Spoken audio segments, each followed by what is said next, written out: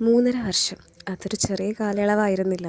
7 university exams, 7 model exams, 14 sectional, എണ്ണമില്ലാത്ത unit ടെസ്റ്റുകൾ, 18 university subjects, 5 internal subjects, 11 mandatory modules, 13 clinical files, പിന്നെ ആവശ്യത്തിലധികം seminars, workshops, assignments, micro teachings, research project, thesis. അങ്ങനെ അവസാനം ഇന്ന് ഈ നിമിഷം ഇതെല്ലാം ഇവിടെ അവസാനിക്കുകയാണ്.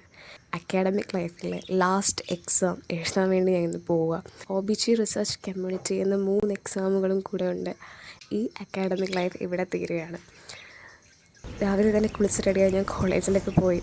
എല്ലാവരും നല്ല പഠിത്തത്തിലാണ്, നല്ല റഷും കാര്യങ്ങളൊക്കെ ഉണ്ട്. എല്ലാവരും അവസാന മൊമെൻറ്റിൽ എന്തൊക്കെ മറിച്ച് നോക്കാൻ പറ്റും അതെല്ലാം തിരിച്ചും മറിച്ചും ഒക്കെ നോക്കിക്കൊണ്ടിരിക്കുകയാണ്.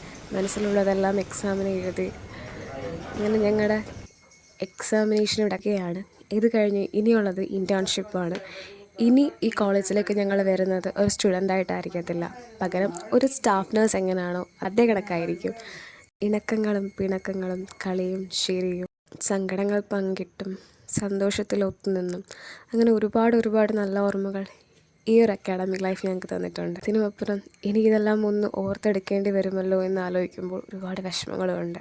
ഒരു പുസ്തകത്തിൻ്റെ പേജ് പോലെ ഇല്ലാണ്ടാവുകയാണ് ഞങ്ങളുടെ ഈ ഒരു കാലഘട്ടം. അപ്പം ഇത് പറയുമ്പോൾ നല്ല വിഷമമുണ്ട്. എന്നാലും എല്ലാം നല്ലതുപോലെ ആവട്ടെ, എല്ലാവരും നന്നായിരിക്കട്ടെ എന്ന് ആശ്വസിച്ചുകൊണ്ട് ബൈ ബൈ ടാറ്റാ.